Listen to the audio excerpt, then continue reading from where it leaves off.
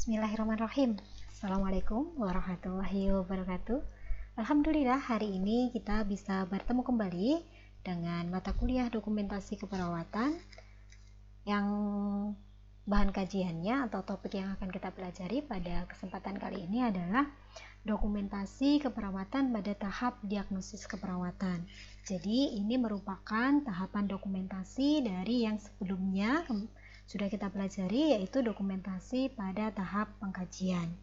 Nah, apa saja nanti yang harus dikuasai oleh mahasiswa pada pertemuan kali ini? Ya, ini yang pertama, nanti diharapkan setelah mengikuti perkuliahan, kalian akan mampu memahami mulai dari pengertian dari diagnosis keperawatan, kemudian mampu membedakan antara diagnosis keperawatan, dan masalah kolaborasi.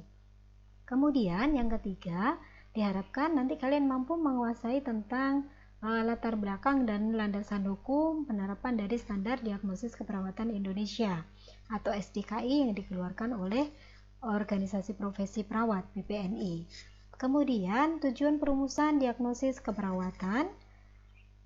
Tujuan yang kelima, nanti diharapkan kalian bisa memahami, mengenali tentang jenis-jenis dari diagnosis keperawatan. Kemudian yang keenam, komponen dari diagnosis keperawatan itu sendiri meliputi apa saja. Yang ketujuh, nanti langkah-langkah dalam penulisan diagnosis keperawatan. Oke, sebenarnya apa yang disebut sebagai diagnosis keperawatan ya? Diagnosis keperawatan itu didefinisikan merupakan sebuah penilaian klinis atau clinical assessment ya tentang respon klien terhadap masalah kesehatan atau proses kehidupan, baik itu kondisi yang aktual ataupun potensial. Sehingga nanti dengan kita merumuskan sebuah diagnosis keperawatan, kita akan mengetahui tentang respon klien terhadap problem kesehatan yang sedang dihadapinya. Nah, itu yang disebut sebagai diagnosis keperawatan. Nah, apa sebenarnya perbedaan dari diagnosis medis dengan diagnosis keperawatan? Apa ya yang membedakan? Apakah keduanya itu bisa digunakan secara bersamaan atau memang semuanya mempunyai porsi yang sendiri-sendiri yang berbeda gitu ya. Oke, kita kupas bahwa perbedaan dari diagnosis medis dengan diagnosis keperawatan. Yang pertama, pada diagnosis medis fokusnya adalah faktor pengobatan penyakit. Jadi nanti fokus dari diagnosisnya adalah mengobati penyakit yang dihadapi oleh pasien ya atau klien. Nah, sedangkan di diagnosis keperawatan fokusnya adalah tadi arahnya adalah ke respon atau reaksi klien terhadap tindakan keperawatan atau tindakan medis. Ini fokusnya. Kemudian di perbedaan yang kedua kaitannya dengan orientasi. Di diagnosis medis ini arahnya adalah ke kondisi atau keadaan patologis. Nah, sedangkan yang diagnosis keperawatan ini arahnya adalah kebutuhan dasar individu atau kebutuhan dasar manusia. Kemudian sifatnya diagnosis medis itu statis, cenderung tetap mulai dari sakit sampai dengan sembuh. Sehingga ini bisa diasumsikan bahwa sejak pasien itu masuk ke rumah sakit sampai dengan dia dirawat, bahkan sampai dengan pulang, diagnosisnya kemungkinan akan sama terus. Maksudnya begini, contoh ya, pada pasien tipoid. Begitu dia masuk, terdiagnosis medis tipoid, ya, dirawat dengan tipoid, pulang dengan tipoid. Berbeda dengan diagnosis keperawatan, sifatnya lebih dinamis, berubah sesuai dengan respon klien. Misalnya, pada saat dia masuk ke rumah sakit karena ada masalah pada sistem termoregulasi. Pasiennya pada kasus tipoid tadi terjadi peningkatan suhu tubuh. Nah, dampak dari peningkatan suhu tubuhnya kita bisa menegakkan sebuah diagnosis yaitu berupa hipertermi. Setelah dirawat, ternyata pasiennya kemudian masalah hiperterminya bisa teratasi. Nah, selanjutnya itu berarti diagnosis hiperterminya sudah berubah. Nah, kenapa? Respon kliennya juga berubah. Kemudian perbedaan yang terakhir adalah diagnosis medis itu mengarah pada tindakan medis yang sebagian didelegasikan kepada perawat. Jadi nanti tindakan medisnya itu tidak serta-merta dilakukan full oleh tenaga medis, tetapi nanti akan didelegasikan kepada sejawat perawat.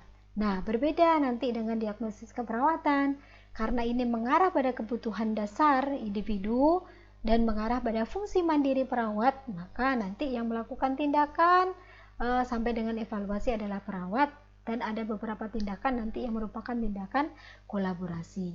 Nah, ini yang membedakannya. Jadi rumusan contohnya seperti apa? Jadi tadi seperti saya tunjukkan, diagnosis medis itu misalkan tipoid. Nah, diagnosis keperawatannya tergantung dengan respon klien terhadap masalah kesehatannya. Misalkan pasien mengeluhkan ada peningkatan suhu tubuh atau tidak nyaman dengan suhu tubuhnya, berarti kita bisa menegakkan diagnosis peningkatan suhu tubuh atau hipertermi. Bersamaan dengan itu, pasiennya juga bisa muncul, dia tidak nafsu makan, ya, kemudian terjadi penurunan berat badan, sehingga kita bisa melihat arahnya problem yang dihadapi adalah kaitannya dengan nutrisi. Jadi nanti diagnosis keperawatan pada satu pasien itu bisa muncul lebih dari satu. Itu perbedaannya. Oke, berikutnya ya, kita akan melihat kenapa kok kemudian ada standarisasi asuhan keperawatan ya. Yang dimaksud dengan SAK atau standar asuhan keperawatan ini adalah standarisasi bahasa keperawatan ya, atau SNL, Standardized Nursing Language ya. Kenapa kemudian harus ada ini ya? Alasannya kenapa kok kemudian SAK itu dirumuskan di Indonesia gitu ya, ibaratnya, atau di dunia. Nah, ini karena harus ada standarisasi bahasa keperawatan. Jangan sampai kemudian nanti antara wilayah satu dengan wilayah yang lain, atau bahkan rumah sakit yang satu dengan rumah sakit yang lain mempunyai bahasa yang tidak sama. Nah, ini nanti akan membuat ribet, membuat lebih susah gitu ya. Makanya perlu dilakukan standarisasi. Oke. Kemudian standarisasi itu fungsinya kalau kemudian bahasa itu sudah sama, nanti bisa digunakan untuk komunikasi. Nah, tujuan komunikasi di dalam keperawatan itu tidak ada yang lain selain nanti hubungannya dengan pasien safety atau keselamatan pasien.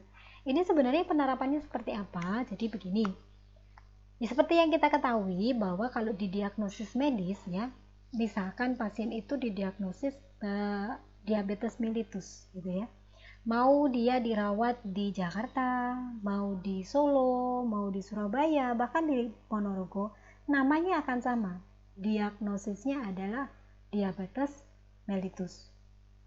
Nah, ini tuh sudah terstandarisasi. Mau digunakan di luar negeri, mau di Malaysia ya, mau kemudian di Jepang, namanya sama, diabetes mellitus. Nah, bagaimana dengan keperawatan?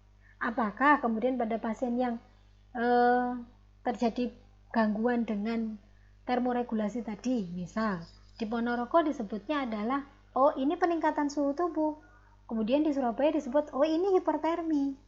Nah, adanya ketidaksamaan ya, tidak adanya standarisasi ini nanti akan mempengaruhi komunikasi. Itu masih di levelnya adalah secara nasional, bagaimana nanti secara internasional gitu ya. Makanya kenapa kemudian perlu ada standar asuhan keperawatan. Oke, ini tujuan adanya standarisasi. Nah, standarisasi ini yang di Indonesia kemudian ditangkap oleh organisasi profesi ya.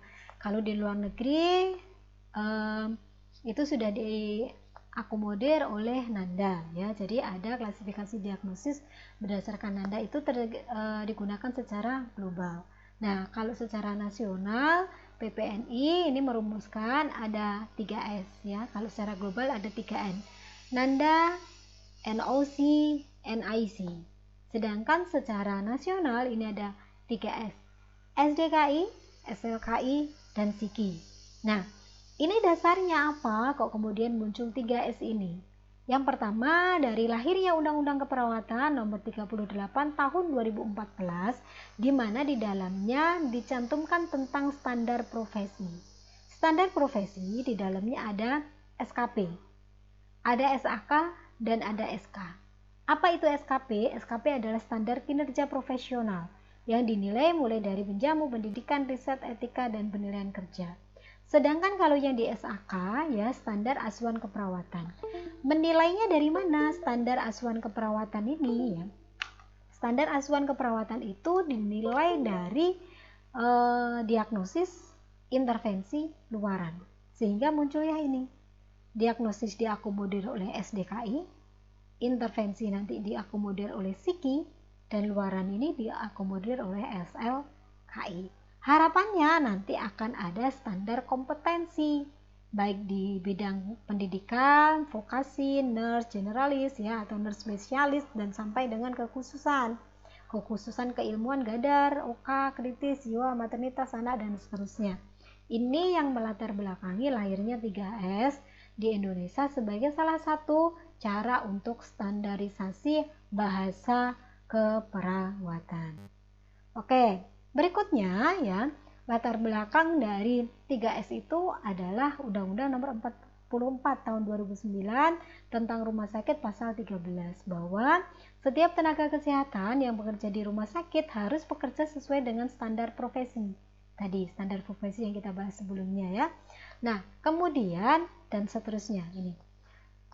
Undang-undang berikutnya yang mengatur adalah Undang-Undang Nomor 36 Tahun 2014 tentang Nakes Pasal 66 Ayat 1, yang intinya bahwa setiap tenaga kesehatan pada saat melaksanakan praktik asuhannya berkewajiban untuk mematuhi standar profesi.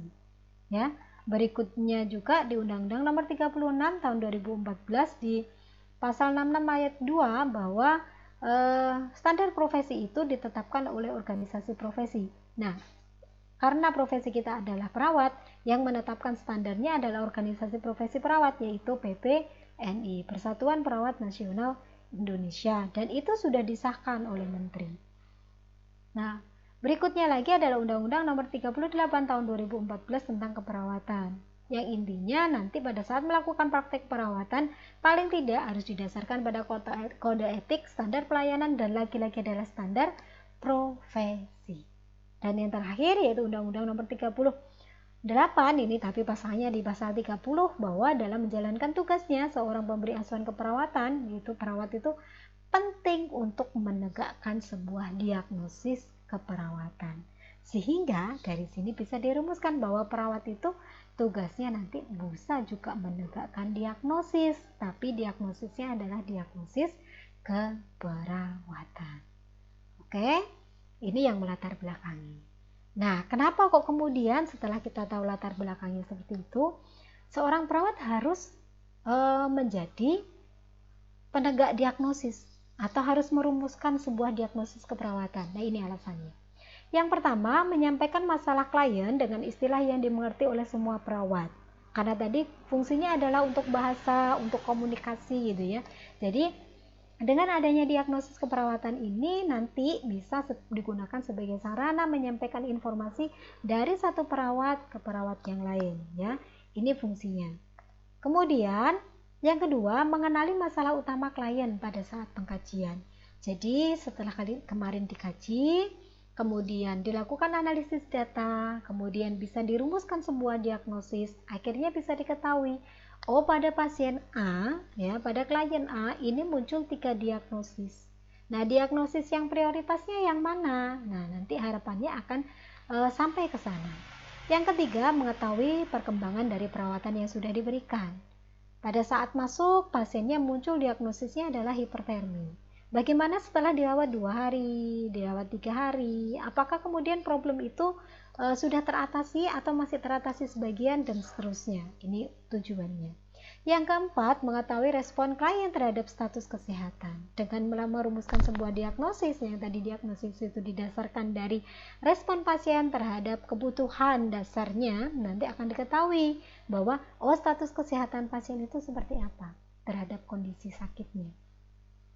Tujuan yang terakhir yaitu mengenali faktor penunjang atau etiologi sesuai dengan kemampuan klien dalam menyelesaikan masalah. Jadi nanti kita akan melibatkan klien pada saat merumuskan intervensi sampai dengan implementasi, supaya nanti ini kita itu tidak bekerja sendiri, tetapi empowering ya, melibatkan dari kemampuan pasien. Oke. Nah, sekarang kita lihat kenapa kok kemudian menggunakan psiki gitu ya alasannya tadi. Jadi ini sebenarnya kalau kita lihat perbandingan diagnosis keperawatan itu ada banyak sekali. Tadi contohnya ya ada NANDA yang dikeluarkan oleh North American Nursing Diagnosis Association ya. Kemudian ada CCC, kemudian ICNPDC ya, ada yang menggunakan Omaha, ada yang menggunakan ini dan semuanya. Nah, ini awalnya seperti ini. Nah, kemudian masing-masing ini sebenarnya membahas tentang apa? Membahas tentang nursing diagnosis. Nah, ini loh ya. Sehingga coba kalau kita lihat loh, ada yang beragam. Nah, kemudian ini yang mendasari ya. Oke. Sehingga kalau kita lihat contoh ya. Jadi sebelumnya di Indonesia itu juga menggunakan, sebelum lahir SDKI kita menggunakan NANDA. NANDA itu menggunakan 13 domain ya, 13 domain dan 13 kelas serta 202 diagnosis ya. Mulai dari promosi kesehatan, nutrisi dan seterusnya, ini diagnosisnya ya, 13 domainnya.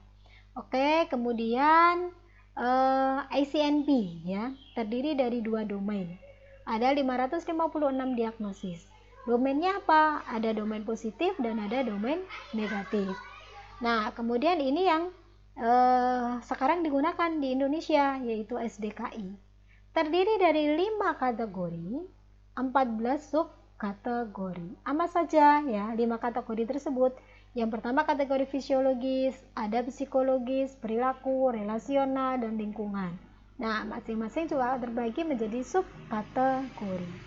Nah, ini nanti bisa kita gunakan sebagai form atau sebagai template pada saat kita melakukan pengkajian. Seperti kemarin yang kita bahas. Nah, setelah itu nanti bisa dirumuskan sebuah diagnosis atau berapa diagnosis sesuai dengan respon yang muncul dari klien atau pasien. Nah, perbedaan dan kesamaannya apa dari SDKI, ICNP, dan NANDA? Yang pertama kita lihat dulu dari template-nya. SDKI itu menawarkan template-nya ada label, ada penyebab patoetiologi, ada tanda gejala atau manifestasi klinis, ada risk factor ya, kemudian ada kondisi klinik terkait, ada keterangan ya. Kemudian di ICNP ini ada label saja, jadi ada positif dan ada negatif. Kalau di NANDA ada label, ada faktor yang berhubungan, kemudian ada karakteristik, kemudian ada faktor risiko. Ini kalau dilihat dari template-nya ya. Dari tipe diagnosisnya, SDKI menawarkan ada 85 diagnosis aktual, 49 diagnosis risiko, dan 14 diagnosis promosi. Sedangkan di ICNP ya ada 441 diagnosis aktual, 114 diagnosis risiko, dan promkesnya sejumlah 268. Maaf ya. Jadi kalau kita total banyak sekali ICNP mengklasifikasikannya gitu. Sedangkan Anda ini mencatat ada 124 diagnosis aktual, kemudian 107 diagnosis risiko, dan 25 diagnosis promosi. Sehingga kita pergeseran dari NANDA ke SDK itu sebenarnya tidak banyak gitu. Jadi yang dulunya sudah belajar tentang NANDA untuk kemudian mempelajari SDKI itu akan lebih mudah gitu ya. Klasifikasinya ini ada 5 kategori tadi dan ada 14 subkategori. Kalau ICNP ada 2, negatif dan positif, sedangkan NANDA ada 13 domain dan ada kelas. Ini yang membedakan dan persamaannya gitu ya. Oke, selanjutnya jenis diagnosis ya dari SDKI itu, diagnosis keperawatan itu terbagi menjadi diagnosis yang negatif dan positif. Diagnosis yang negatif ini bisa muncul arahnya adalah aktual ya. Nanti ditandai dengan tanda gejala mayor dan minor, serta diagnosis risiko yang tandai dengan faktor risiko. Maksudnya diagnosis negatif itu seperti apa? Contohnya nanti klien itu menunjukkan kondisi sakit atau berisiko mengalami sakit, sehingga dibutuhkan tindakan yang sifatnya penyembuhan, pemulihan, dan pencegahan ya. Ini ada diagnosisnya adalah aktual dan risiko. Kemudian berikutnya adalah diagnosis yang positif. Diagnosis positif itu berarti intinya adalah promosi kesehatan. Dilihat nanti dari tanda dan gejala mayor ataupun minor. Nah, apa yang dimaksud dengan diagnosis positif nanti? Menunjukkan bahwa kondisi pasien itu sehat, ya sehat dalam bisa mencapai kondisi yang sehat Nah, sehingga dengan kondisinya yang sehat atau optimal tadi, bisa kita rumuskan sebuah diagnosis promosi kesehatan. Bahwa ini pasiennya apakah harus sakit? Tidak, ya. Pasien yang sehat pun, ya, dia juga bisa ditegakkan sebuah diagnosis. Sehingga kenapa perawat itu kemudian yang menjadi kliennya itu tidak harus klien yang sakit, tetapi juga klien yang sehat, yang dia bisa mencapai kondisi yang lebih sehat lagi, arahnya ke sana. Oke, berikutnya proses dari penegakan diagnosis nanti, ya, setelah yang pertama dilakukan analisis data, ya, membandingkan data yang dimiliki dari hasil pengkajian dengan nilai normal atau standarnya. Jadi dibandingkan dulu, misal kemarin kita bahas bahwa tekanan darah yang kita dapatkan dari pasien itu berapa. Standarnya normalnya sesuai dengan usia pasien itu berapa. Kemudian setelah itu dikelompokkan datanya, ya, bisa deduktif atau induktif. Langkah berikutnya dilakukan identifikasi masalah. Apakah masalahnya termasuk masalah yang aktual atau risiko atau masalah yang promkes. Baru kemudian dirumuskan diagnosisnya, bisa menggunakan 3 part, ya, untuk diagnosis aktual, dan 2 part untuk diagnosis risiko dan diagnosis promkes. Nah, ini untuk alurnya, ya, alur untuk menegakkan diagnosis keperawatan. Analisis data, identifikasi masalah, perumusan diagnosis. Nah, apa yang maksudnya masing-masing itu tadi? Coba akan kita bahas dulu dari komponen diagnosis keperawatan. Oke, komponen yang pertama adalah komponen problem atau masalah. Nah, yang dimaksud di sini adalah label diagnosis keperawatan yang menggambarkan inti dan respon klien terhadap kondisi kesehatan. Ini disebut sebagai masalah. Berikutnya ada indikator diagnostik, komponen berikutnya. Isinya apa? Nanti terdiri atas tanda gejala dan faktor resiko, penyebab atau etiologi yang mempengaruhi, ya, meliputi apa saja, mulai biologi, fisiologis, ya, efek terapi, dan seterusnya. Kemudian ini kalau yang faktor risiko yang mempengaruhinya. Kemudian bisa juga merupakan tanda dan gejala, ya. Tanda merupakan data objektif, sedangkan gejala masuk merupakan tanda subjektif. Setelah itu, setelah indikator diagnostik, baru ke tadi arahnya ke tanda gejala. Oke. Selanjutnya tanda gejala itu terbagi menjadi 2, ya. Ada tanda gejala mayor dan ada tanda gejala minor. Dalam SDKI ditawarkan seperti itu. Tanda gejala mayor, nanti Anda boleh merumuskan diagnosisnya itu ditemukan paling tidak 60 sampai dengan 100%. Itu ditemukan datanya pada klien atau pada pasien. Sedangkan tanda minor, ya, ini tanda atau gejalanya itu tidak harus ditemukan. Jadi kalau misalkan tidak ada tanda minornya, apakah kita tetap bisa menegakkan sebuah diagnosis keperawatan? Bisa, ya, dengan syarat ini. Tetapi jika ditemukan, nanti itu juga bisa dituliskan. Jadi ada tanda mayor dan ada tanda minor. Sebaliknya, misalkan tidak ada tanda mayornya, hanya ada tanda minor, apakah bisa ditegakkan diagnosisnya? Tidak bisa. Ya, ini yang harus ada dulu. Itu komponen diagnosis keperawatan dari SDKI. Nah, ini nanti setelah tadi, ya, data itu dikelompokkan DS dan DO-nya, kemudian dikategorikan nanti berdasarkan dikelompokkan berdasarkan kategori atau subkategori. Nah, di SDKI ditawarkan ada fisiologis, psikologis, perilaku, relasional, dan lingkungan.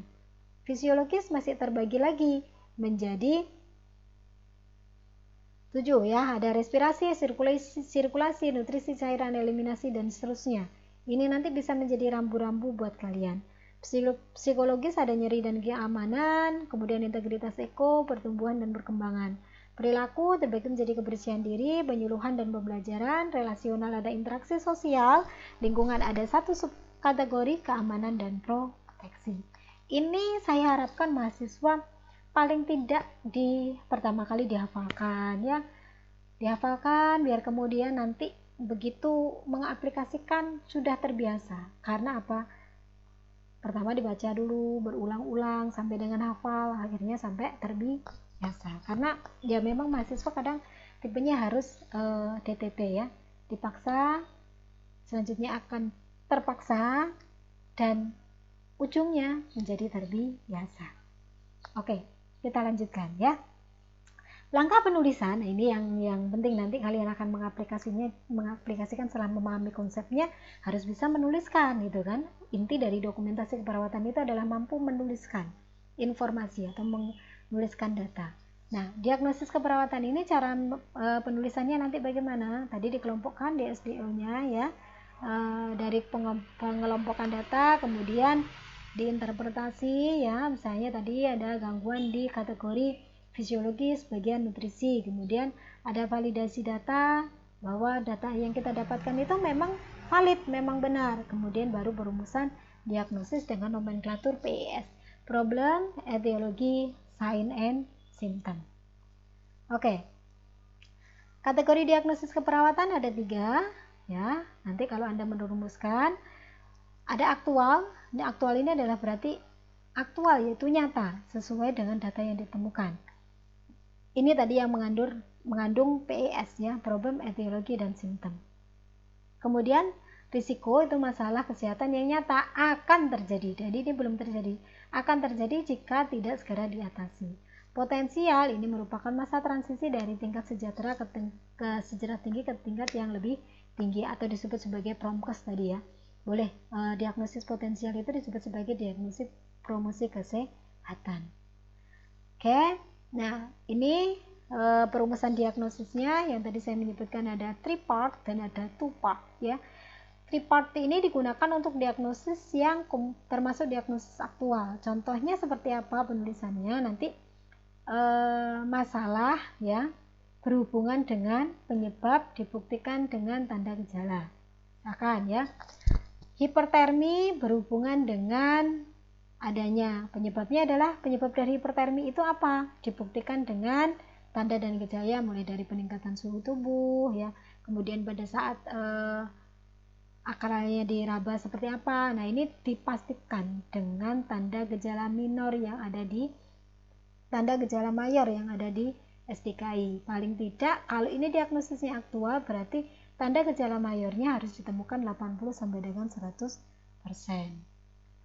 Berikutnya penulisan yang 2 part ya. Ini diagnosis risiko, nanti penulisannya adalah masalah dibuktikan dengan faktor resiko. Jadi kalau di sini ada problem, etiologi, sign and symptom, berbeda dengan yang 2 part. Diagnosis resiko ini adalah problem dibuktikan dengan faktor resiko ya. Begitu juga dengan diagnosis promosi kesehatan. Problem dibuktikan dengan sign and symptom. Di sini tidak ada etiologi karena memang risiko tadi akan terjadi kalau misalkan tidak segera ditangani, arahnya ke sana. Oke, ini contohnya ya penulisan diagnosis aktual. Yang pertama ada nomor kode.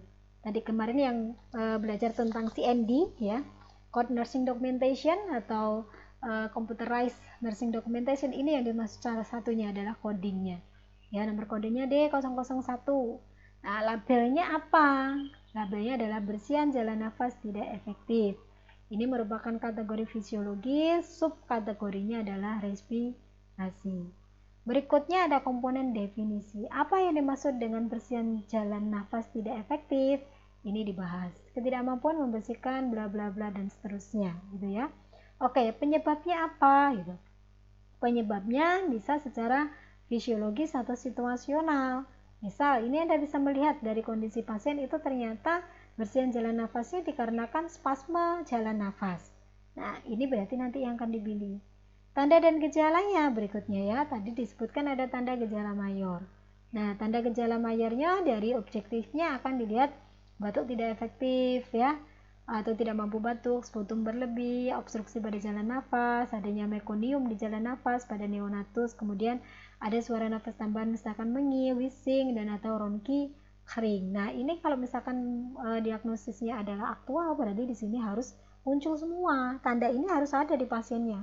Kalau tidak ada salah satu, apakah ini bisa memenuhi dari minimal 80% gitu ya. Kalau tidak terpenuhi, oke, mungkin ini masuk diagnosis yang lain gitu. Kemudian tanda gejala minornya saya ditemukan ada dyspnea pasiennya ya. Kemudian ada gelisah kan, DS dan DO-nya. Nah, sehingga nanti ini penulisannya seperti apa? Tadi kan masalah berhubungan dengan penyebab ditandai dengan sign and symptom. Saya penulisannya menjadi bersihan jalan nafas tidak efektif berhubungan dengan spasme pada jalan nafas, ya kan? Ditandai dengan sign and symptomnya mulai dari batuk, ya, sputum, mengi, kemudian ada dyspnea, ada gelisah. Nah, ini nomenklatur penulisan diagnosis aktual. Oke, semoga bisa dipahami sampai dengan di sini. Kita beranjak ke diagnosis yang kedua, diagnosis risiko. Sama, di sini ada nomor kode, ada label masalahnya, ada definisinya. Nah, ini bedanya. Kalau tadi di diagnosis aktual itu di sini adalah ada penyebab, kalau di diagnosis risiko di sini isinya adalah faktor risiko. Risiko aspirasi. Nah, faktor risikonya apa? Karena penurunan tingkat kesadaran. Misalnya pada pasien ditemukan kondisi seperti itu, ya. Kemudian kondisi klinis terkaitnya. Nah, apa yang kondisi klinis yang terkait pada pasien dengan penurunan tingkat kesadaran, bisa karena cedera kepala atau stroke, ya. Kemudian ada penyakit-penyakit yang lain ini. Nah, penulisan diagnosisnya seperti apa? Tadi adalah masalah dibuktikan dengan faktor risiko. Jadi menuliskannya risiko aspirasi, ya. Masalahnya dibuktikan dengan faktor risikonya. Penurunan tingkat kesadaran. Ini cara penulisan diagnosis resiko. Disebut two part. Masalah dibuktikan dengan faktor resiko. Two part. Beda dengan yang aktual three part. Ya. Oke. Berikutnya diagnosis Promkes. Ini juga masuk kategori two part. Ya. Ada nomor kode diagnosis. Kemudian ada definisi. Ya. Kemudian ada labelnya. Kemudian ada gejala dan tanda mayor, kemudian ada gejala dan tanda minor, ya. Kemudian ada kondisi klinis terkait. Nah, ini tidak merumuskan, ya. Kalau merumuskan diagnosis yang Promkes ini seperti apa? Tadi dia masuk kategori yang two part, masalah, kemudian dibuktikan dengan dari apakah kemudian tanda dan gejalanya mayor ataupun minor. Nah, contohnya seperti ini. Kesiapan peningkatan eliminasi urin, ini adalah masalah, ya kan? Dibuktikan dengan, nah, dari tanda dan gejalanya. Dilihat dari sini. Nah, ini dituliskan. Ini contohnya untuk diagnosis promosi kesehatan. Oke, 3 jenis diagnosis keperawatan sudah kita bahas. Oke, berikutnya ini saya perkenalkan, ya. Nanti Anda bisa lihat langsung di buku SDKI-nya. Ada 5 kategori dari SDKI. Yang pertama dari fisiologis, ada subkategori respirasi yang terdiri dari 6, subkategori sirkulasi, ada yang sampai dengan 13 gitu ya. Sampai dengan 17. Kemudian nutrisi atau cairan, ini eliminasi, ya. Kemudian subkategori aktivitas istirahat, subkategori neurosensori, reproduksi dan seksualitas. Nah, kemudian ini kategori yang psikologis. Subkategorinya ada nyeri dan kenyamanan, kemudian ada pertumbuhan dan perkembangan, kemudian ada integritas ego. Kemudian untuk kategori perilaku ada subkategorinya adalah kebersihan diri, dan ada penyuluhan dan pembelajaran, ini diagnosisnya. Ya, jadi adanya standarisasi ini tadi maksudnya adalah apa? Supaya nanti perawat yang ada di Surabaya, perawat yang ada di Ponorogo ataupun di seluruh wilayah Nusantara itu pada saat merumuskan diagnosis, ya rujukannya dari sini. Misalkan di kategori lingkungan, oh hipertermi, mau dimanapun ya kode ini adalah hipertermi. Kemudian risiko cedera, ya ini, gitu. Jadi dimanapun sama, tidak kemudian di sini ngomong peningkatan suhu tubuh, di sana ngomongnya hipertermi, itu namanya tidak standarisasi. Oke, ini contoh ya, saya tunjukkan contoh kasusnya, bagaimana nanti cara penulisan diagnosisnya. Misal, pasien anak A MRS dengan diagnosis medis, ya, diagnosis medisnya adalah bronkopneumonia. Setelah perawat melakukan pengkajian, didapatkan data batuk tidak efektif. Ada sputum, suara nafasnya ronki, ada dyspnea, pasien nampak gelisah, frekuensi nafasnya berubah, dan pola nafasnya tidak teratur. Bagaimanakah rumusan diagnosis keperawatannya? Oke, kita bisa melihat bahwa pasien ini mengalami bersihan jalan nafas tidak efektif. Penyebabnya apa? Karena ditemukan di situ ada sputum, ada suara nafas ronki, ya. Nah, ini kemungkinan pasiennya mengalami hipersekresi jalan nafas. Tanda dan gejalanya ini bisa dimasukkan ke sini, sehingga nanti rumusan diagnosisnya adalah bersihan jalan nafas tidak efektif berhubungan dengan adanya penyebab, dibuktikan dengan tanda dan gejala. Ini contoh aplikasi penulisan dari diagnosis keperawatan. Kenapa kok kemudian ini bisa muncul problem? Ada langkah analisa data yang kemarin sudah kita bahas ya, jadi dikelompokkan dulu datanya berdasarkan kategori, sehingga nanti kalian bisa merumuskan problem atau masalah keperawatan. Penyebabnya rujuk pada buku SDKI gitu ya. Tanda dan gejalanya dari data pasien dipindahkan ke sini, kemudian cross check juga di tanda mayor. Karena ini diagnosisnya adalah diagnosis aktual yang isinya ada 3 part ya. Berarti ini tanda dan gejala yang ada pada pasien harus memenuhi 80 sampai dengan 100% data yang ada di gejala tanda mayor yang ada di SDKI. Oke, nanti format penulisannya diagnosis keperawatannya bisa nomor ya, nanti untuk menentukan prioritasnya. Jadi yang nomor 1 berarti dia prioritas itu.